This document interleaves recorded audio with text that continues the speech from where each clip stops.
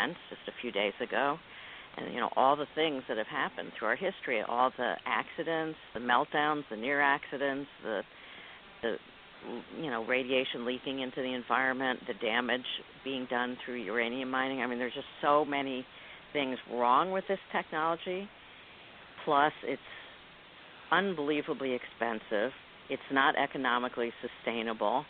And the companies that want to and have built nuclear plants are basically just using it to make money and, at the expense of possibly ending all life on Earth. I don't think that's really a very reasonable bargain for anybody. And I don't think it should be allowed. Well, it is being allowed, but it's, I think we might be seeing the end of nuclear energy as a way of generating power. That, a lot of the plants are actually being shut down. We still have the problem of nuclear waste. It's like we're done, even if we get all the plants shut down. So anyway, learning about all these things over the years, and I definitely learned so much about that from activists up in Syracuse and central New York. That's a key issue, and we used to go demonstrate at the 9 Mile plant, the nuclear power plant there, and I played at different demonstrations at different nuclear plants all over the country.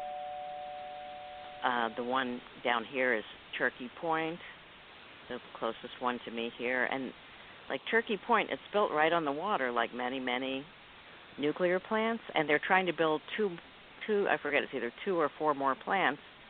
Like, this is going to be underwater. Like, with sea level rise, it's an insane place to build nuclear plants. Like, how are you going to get to work? In a boat? These plants are going to be partially underwater, and the whole area is going to be underwater. And, like, who's going to be hanging out here running these nuclear plants that aren't going to be built for? I mean, they're probably never going to be built, but they still want to collect the money to build them in advance. So it's just a huge scam. So all of these facts and many others have turned me into an anti-nuclear activist. So I'm like, how can I, express this in an engaging way that really gets the message across, but also, I don't want it to be like a bummer. I mean, this topic is pretty depressing if you really think about it, but I like to try and convey messages in ways that people can hear them. So I just came up with this song, which, as you'll hear, is a really kind of fun, sing-along, bouncy kind of song that talks about, the horrors of nuclear technology. So that's No Nuke Swing. It's been performed and sung by many, many people at many, many nuclear plants and other occasions. Well, we definitely have a nuclear plant here in North Carolina that I know a lot of people would like to see shut down, which is Sharon Harris, which is down there closer to, like, I believe it's actually not that far from this area. So I know that's definitely a nuclear plant that a lot of folks are concerned about and have been always concerned about. Dean, can you get that No Nuke Swing going? Sure can. Here it is, y'all.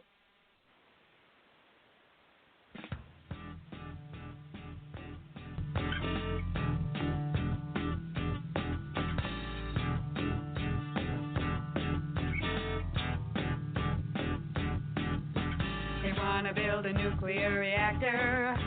They picked a spot that just across the street.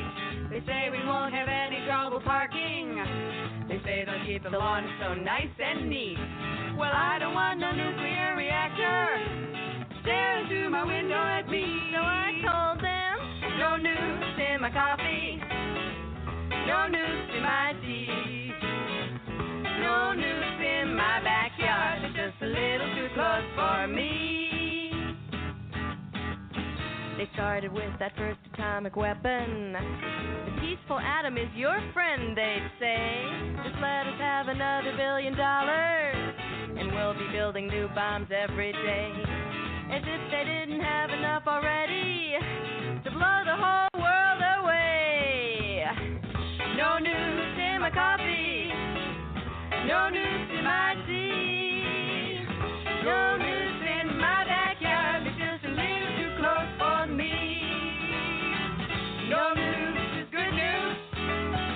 I've heard it said before. The only thing those nukes are good for is a big old nuclear war.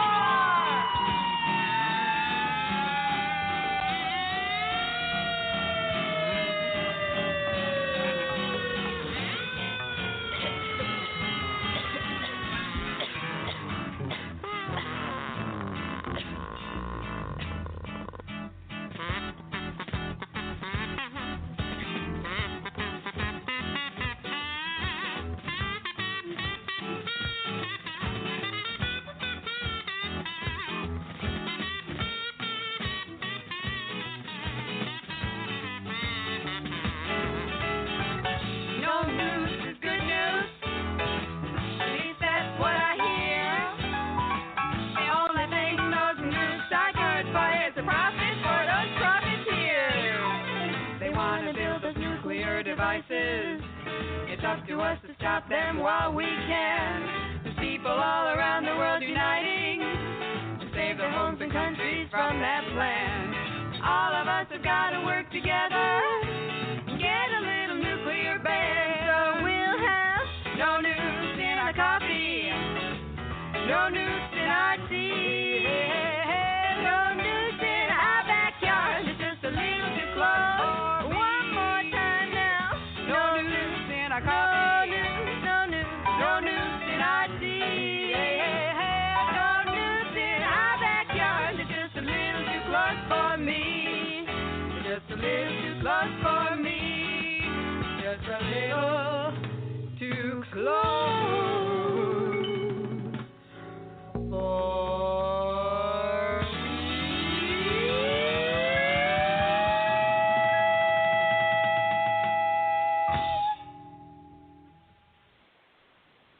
Definitely got the message across. It definitely did not like those nukes at all. So definitely the message was put out there at all. And definitely a very fun song. So what kind of response did you get when you played that? Oh, that's so much fun to play because, you know, in the middle you have the nuclear war, which when you're doing it live, you know, we kind of extend it a little bit and we get everyone involved because, you know, that's how it is when you have a nuclear war. Nobody is left out. Everybody is part of it. So it's a real experience, and, of course, it gives me a chance to demonstrate my best instrument, which is the kazoo. Yeah, I was going to say, I thought that was the kazoo that I heard in there. I was like, well, that sounded like a kazoo. That is a kazoo, yeah. So yeah, that's a very well-received song. We have fun with that, and, you know, it's easy for kids and adults and, you know, people of all ages to learn.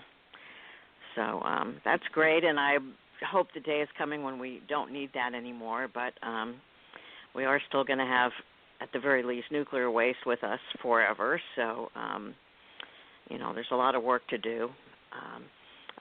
I do have a page on my website, a couple pages that deal with nuclear and environmental resources, and I have tons of links to interesting information and activist groups, so you know, people are interested in exploring that. And I also have a whole page of nuclear references in the Simpsons cartoon, which is incomplete. I mean, I've got many episodes on there, but I don't have all of them because there's just too many, and I don't know, maybe someday. But that's kind of a fun read as well because there are a lot of nuclear references in the Simpsons. So.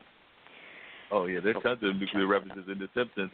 How did you get involved in learning to play the kazoo? That's not an instrument that a lot of people would go to. A lot of people are more standard into, like, you know, the drums, the flute, and the standard instruments, but you said that one of your favorites is the kazoo. So how did you decide to get involved in an instrument that is also the name of a plant?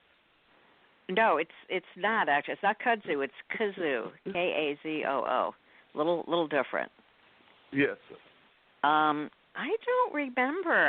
I just, you know, I've been around a lot of, like, especially when I was in upstate New York, I used to jam with a lot of jug band players, so probably somewhere in there I started playing spoons, as I mentioned, that, you know, Judy Waters taught me, and kazoo and washboard, and just kind of adding things to the flute and other kinds of percussion. I play a lot of percussion. I'm kind of an amateur drummer, hand drums, and I actually I took lessons. I tried to learn, you know, actual standard drums. I got a trap set when I was in 8th grade, and I just couldn't take the peer pressure. That was unheard of at that time. And the girls just did not play drums, so I eventually stopped. But I've gotten some drumsticks recently and some brushes, so I might be picking that up again a few years later.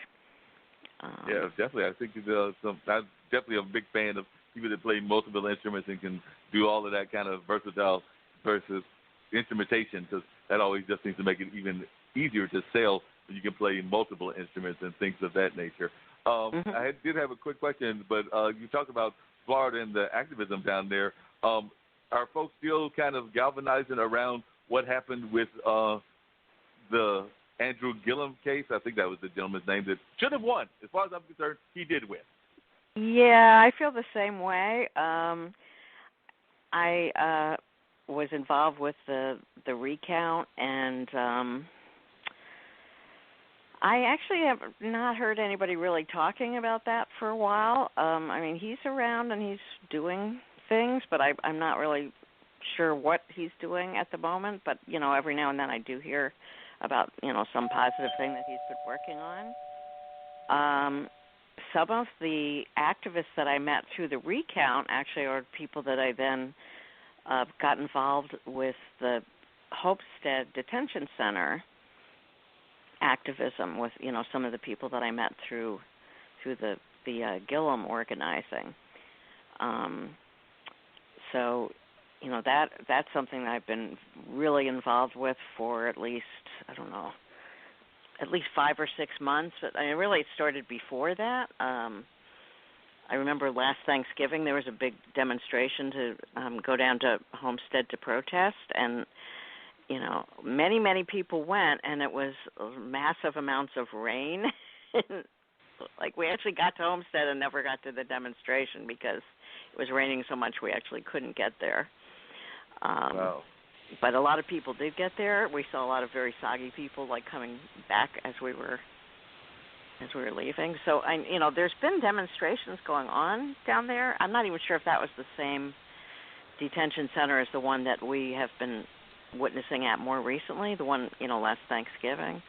But there's been, people coming from all over the country to witness outside this detention center, which is right next to, really on Homestead Air Force Base.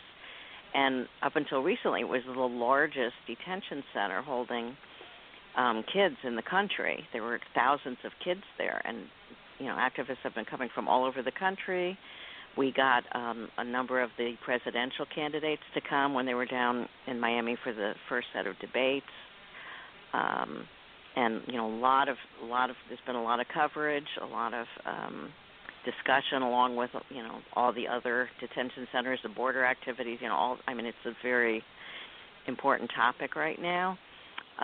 Just very, very recently, they basically took all the kids away, like hundreds and thousands at a time. Like, the place just emptied out. We would be there and the yards would be filled with kids playing soccer or whatever, and then the next day there would be like no one. It happened very suddenly. It was pretty secretive, and nobody seems to really know where the kids are. This is our big question now, is where are the children? There really is no reasonable documentation of where they are. There are certain people in the, ORR, which is, I think, Office of Refugee Resettlement, saying, oh, yeah, we placed them all with their sponsors. Oh, really? You did that in, like, a few days? How come you had to hold them for 9 months because you couldn't place them with their sponsors, and now you said you did that in a few days? Like, it's not credible. And we really don't know where the kids are, if they've been taken to other facilities. No doubt they're not all at the same place, but this is the big question now, is where are the kids? And the other thing is that as we're observing this detention center, it's not shut down. It's not closed. In fact, they're having job fairs to hire more people to work there. So we fully expect that either kids or some kind of detainees are going to be coming back there. So, some people are saying, oh, we won. We shut down the Homestead Detention Center. That's not the opinion of most of us who are in the area that have been observing. It's like, we don't feel it's shut down. There's activity there. There's people there. There's construction there, and they're still making, tons of money, taking our tax dollars and, funneling them into for-profit